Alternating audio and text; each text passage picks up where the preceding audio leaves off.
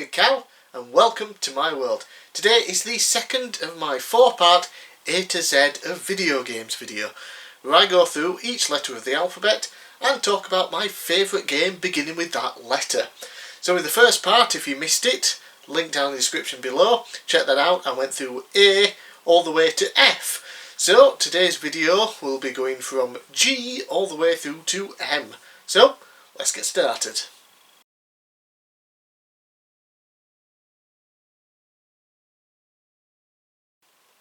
Movie tie-in games have a reputation for being terrible 9 times out of 10. The Godfather, or the Black Hand edition here for the Wii, is not one of those games.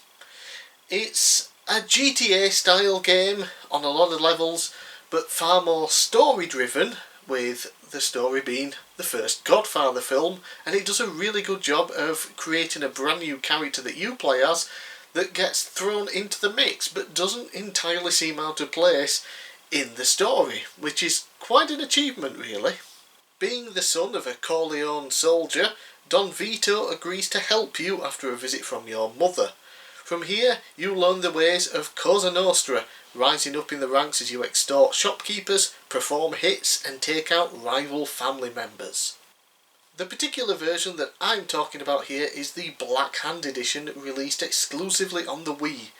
The original version of the game on PC, PS2 and Xbox got ported over to next-gen systems, and when it did, each system got their own version with exclusive content. Aside from a few extra missions, the main feature here is motion controls for aiming your guns, and yeah, it helps out a ton. I have 100% completed this game probably 4 or 5 times now already, and there's a good chance I'm going to do it again in the future. But you can't really go wrong with any version of this game, be it the original, PC, PS2, etc, or the next gen releases such as the Wii version here, the PS3 version there. But whatever you do, don't get the PSP version. That just don't bother. Stick with one of the real versions.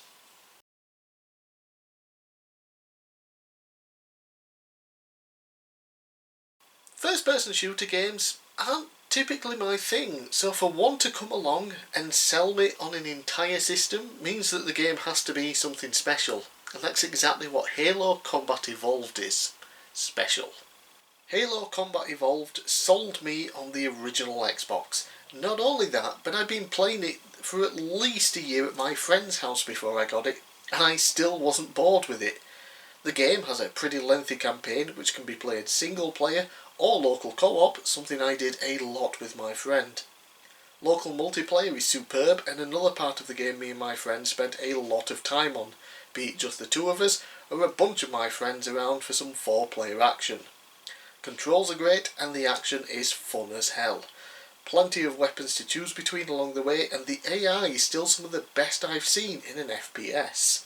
While we've had numerous Halo games since the original, be them sequels, prequels and even a couple of spin-offs, nothing has ever really reached the original for me. Which kind of a shame, because there are a lot of games in the series and it would be great if I liked them as much. But I still have the original here. I've got the remaster on the Xbox 360, and I even have the Halo Master Chief Collection on PC. So yeah, I really like this game.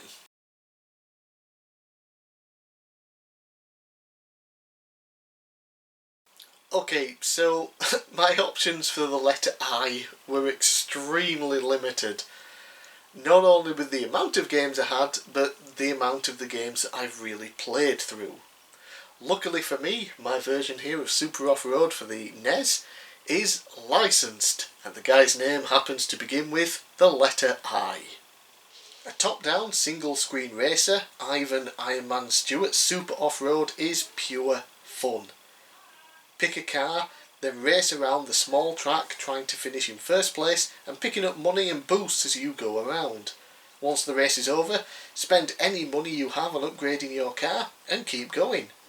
The NES version only allows for 2-player action, but there are other versions of the game out there on so many systems, just in case you do need up to 4 players. Anytime I get my NES out, whether it's to play another game or to test a new one that I've bought, I do have a habit of picking this off the shelf, sticking it in the console and playing through a couple of races just because it's fun. And if a game can keep me coming back, even if it's just for a 10-minute session every now and then yeah, I think it holds up really well in my book.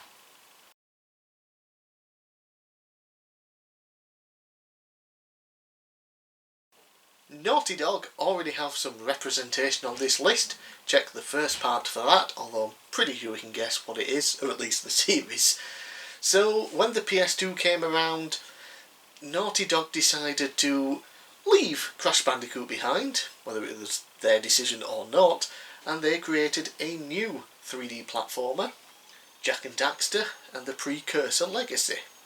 While Crash Bandicoot games on the PS1 were very linear, Naughty Dog had Jak and Daxter follow everyone else with a large open world and multiple objectives. The difference here though is that most of the game is one large open world that you explore more as you play, with basically no loading times. A hugely ambitious game for the new PlayStation 2 hardware for sure.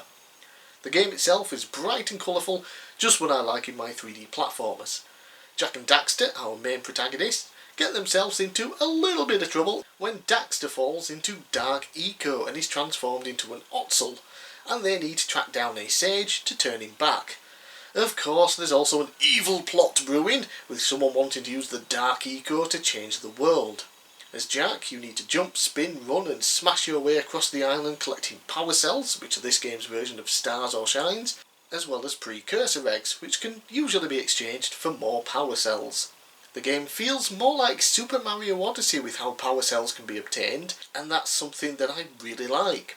As well as Dark Eco, there are other types. Some will refill your health, some will make you run fast and activate old Precursor Legacy, and some will even let you fire a projectile. So while the Crash Bandicoot series on PS2 without Naughty Dog started going really downhill, Jak and Daxter rose up to take place as one of the PlayStation 2's biggest and best franchises.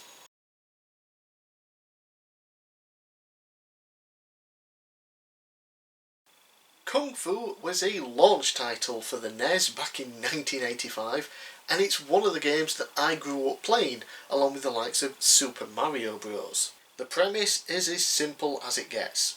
Walk left to right, or right to left, kicking and punching anyone who gets in your way. The end of a stage has a boss. Beat him, climb some stairs and do it all over again. 5 floors, 5 bosses, and then you go right back to the first floor to do it all over again. I'm not going to talk about this in any more great detail because I've already done a video review on it, link down in the description below, but it is still a super fun, very simplistic, arcadey style game, as obviously points are what matters here as the game continues to loop around, so you can get as many points as possible by completing the game over and over again until you lose all of your lives. Excellent game, love this one. I will continue to keep on playing it as long as I live.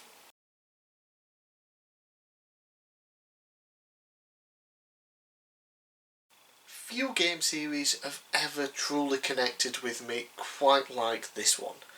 We have the Legend of Heroes Trails in the Sky trilogy and the current Trails of Cold Steel games, which are all utterly fantastic, with tremendous world building, great characters, fun locations and an immense story. Of course, I had to narrow it down to just a single game, so I went with the first in the Trails in the Sky series, as it was the first one that I played, and the game that started my love for the franchise. In this first game, you play as Estelle and Joshua, 2 teenagers looking to follow in their father's footsteps by becoming part of the Bracer Guild, a sort of police force trying to do good work and help out the ordinary citizens, while the army deals with much larger threats. As they work up their way through the ranks, visiting new locations, meeting new people, they get caught up in a major plot involving the military, Jaeger Corps, politicians, a neighbouring country and a secret society that may or may not be pulling all the strings. One day I plan on covering this series, the Trails in the Sky trilogy, the 4 games in the Trails of Cold Steel series and any others that might come out in between then. But for now, I'm just going to have to say, tremendous series of games. Definitely play them. If you are an RPG fan, you owe it to yourself to try this game series. Start with this one, Trails in the Sky, the first one. It is available on PC now, as well as of course the original version here on PSP.